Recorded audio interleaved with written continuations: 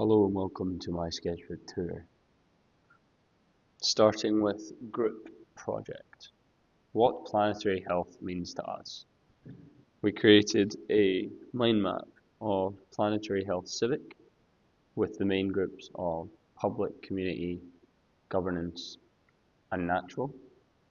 To cover these groups, we split them into subcategories of cultural, social, technological, economic, ecological, educational, political and equitable.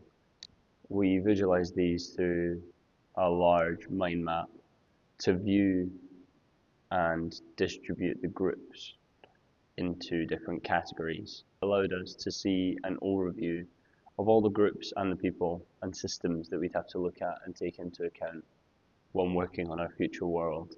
The next thing I did was create STPEC cards on future issues through a civic lens. I created one on future issue to the homeowner that shows how tech shapes communities. I then moved on to how companies use apps to collect data, which shows that sometimes the info that's collected feels irrelevant to the company, even though they're still collecting it. After I made these, I moved on to a more biological lens, and these were created in a more natural-based lens, with showing preventative measures for waste via things like Too Good To Go and the urban air sensors in London. One of the other things I looked at was global forest watches and bee trackers, and looking into how civics affect plants and animals' lives. Following this, we combined all of our STPEC cards to create one big mind map of knowledge and we connected them all and seen how they all connected with each other through civic and biological lenses. We then labeled these with post-it notes of future worlds and opportunities, and linked each of our STPEC cards and connections to either a future world or an opportunity for a design. Following this, we had a workshop where we made mock-up newsletters depicting far-fetched news articles in the future, which allows us to think speculatively and futuristically about things that might happen 10 years in the future, with all these possible opportunities and future worlds relevant.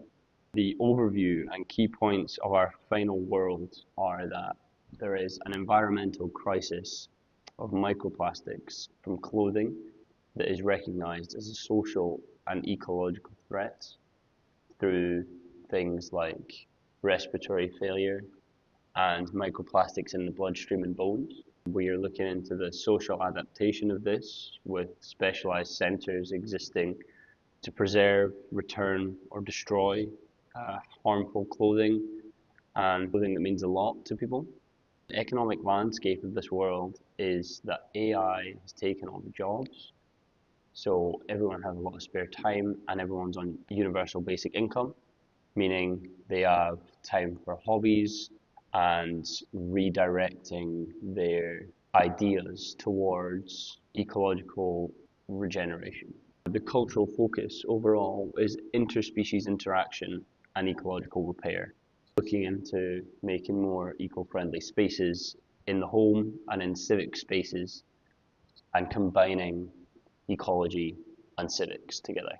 We then created a brand identity through the use of aesthetics like repurposed tech for everyday use, plant tech, where you combine old technology and new plant-based technology together. We then created a mood and semantics board, which shows the vibe of our future world through different fashion styles, through textiles, key values like connection, and materials and textures. From this, we then looked into our future exhibit of EDT, which is ecological debt tokens. It is the proposed currency for our future world, which I'll expand on the next page. Our proposed idea is that each purchase holds a certain amount of ecological debts, And with each purchase, you would trade your tokens for an eco-restorative task, like going to plant trees, looking after beehives, or fixing our waterways. The exhibition we created for the experts shows a shop that gives tokens for each purchase and tasks that you can trade for those tokens to repay your ecological debt. After our expert input, we were informed that the debt makes people feel guilty, which was not our initial plan, and it created a sense of it not being equitable for community health. So we created a mind map on equitable health after being told about all this. It depicts the main groups that we were focusing on, like disability, children, humans and non-humans, and subcategories of that, like the environment, the infrastructure, bacteria and animals, and how they all connected with each other, and what sort of subgroups and specifics were in those larger groups of people and non-human things. We also looked at the connection between animals and tech to see the equitability, and looking at the trade between those two things, and the trade between animals, human, and the environment. Following this, we came up with some new exhibit ideas. Similar to the initial one was our first idea. We had a front and back that scans your clothes, tells you how dangerous they are, and shows you the information on how to change it. We felt this was too attacking, so we changed to a further developed idea with no front and back, more of a 360 view, hanging information showing the world that is in play, plus the harmful materials and how they impact that world. Developing this further on, we stuck with the idea of hanging, but we decided to go with more of an illusion and follow these inspirational images that we found online that show 3D layered illusions. We're hoping to use this and make a 3D illusion of harmful materials surrounded by information, facts, and a short film. And this last page here just shows us creating a prototype of this just out of cardboard, harmful materials, and some skewers. The final exhibition will probably be just bigger than 6 by 6 by 6 foot, and it will depict a hanging out of clothing through different levels of medium, using different harmful materials to show the impact that it has on the world that we're currently living in 10 years in the future. Using the knowledge I have of this world that we've created, I started thinking about different ideas to look into for my personal project. The first idea I came up with was a trading system of materials where you trade your garment in at our facility, and it produces a fabric square which are collectible and tradable, and it allows people to enjoy the experience of trading their harmful materials in and treat it as a game, making it more available to young children and people who aren't really willing to get rid of their garments for free. I liked this idea, but thought it could definitely be developed more, and so looked into some other ideas first. My second idea was on a moss sensor that reacts to the surrounding ecosystems.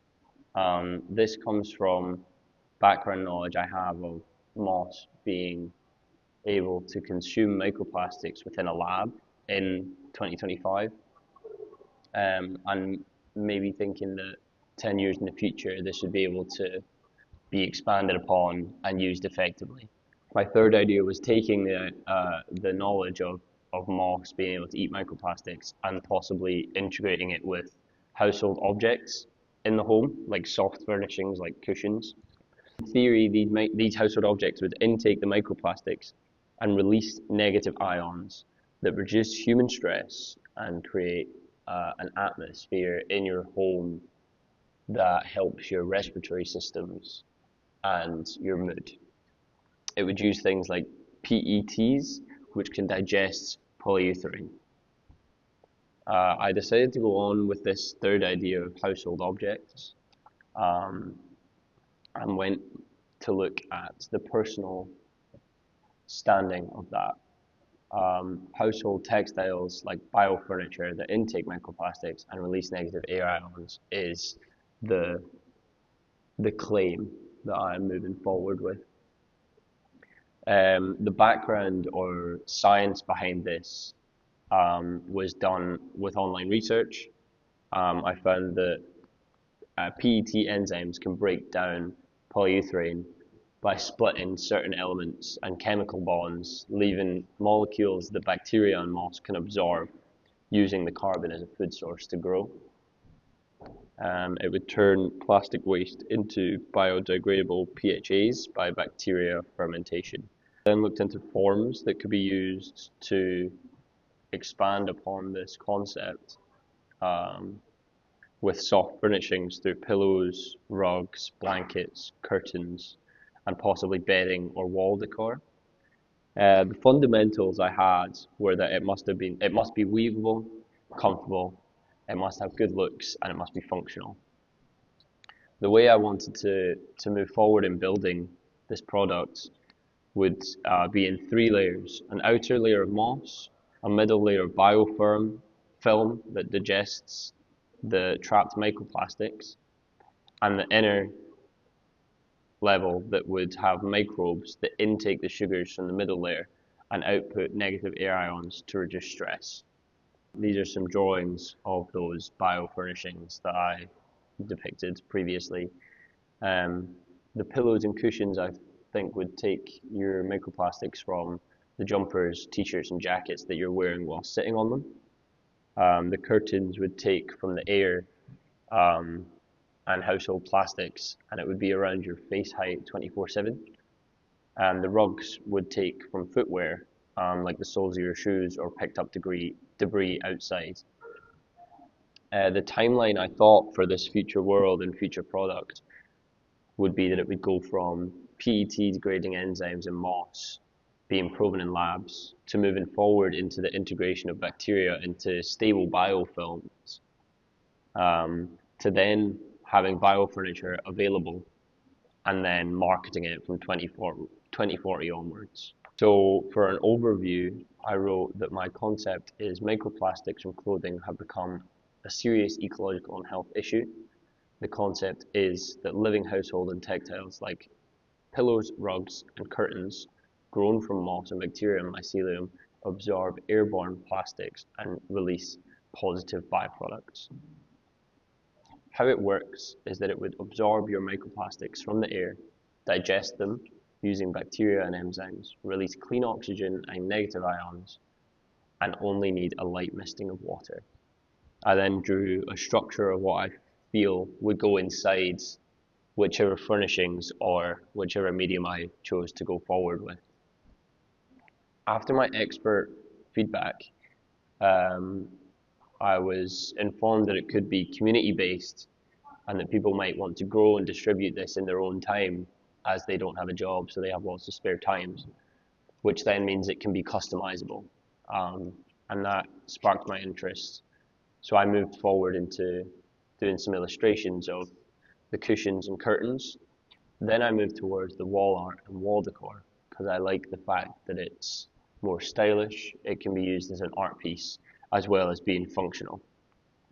So I have some illustrations of that here with possible watering tray underneath, maybe spritz with water or customizable options. This is the idea I decided to move forward with in the rest of my personal project. These are some other ideas that I had, possibly about a centerpiece for the table or used as grout.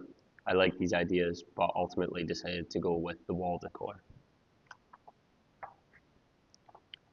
The new form I came up with is that it would be made from clay and would possibly be modular, making it bio-friendly, unique, and personal. It could be given as a gift and would come in a kit. It could be given instead of flowers or a housewarming gift and would come with a pamphlet on how to care for your moss and instructions on how to help it thrive. My scenario for this would be that you go to the pottery painting or pottery making session within our facility where you create a housing for your moss. After that's done, the moss would be grown within the housing you created for it. It would then be packaged and paired with the pamphlet that allows you to learn how to care for it, and it would then be sent to you so you can display it in your home as a functional, stylish art piece. In the contents of the box would be your personalised Matter Moss, that is your final product for the home and comes with installation clips, so you can put it wherever you like in your home. It would have some additional growing seeds for either you or another person for you to grow more moss, and it would have instructions on the upkeep of the plant through a pamphlet. Inside the pamphlet, it would tell you your story of how your moss has came from our lab to you, what it does for your home, how to care for it, and what comes in your packaging. Includes the Matter Moss is a personalised microplastic eating home art piece made by you for you and grown by the community.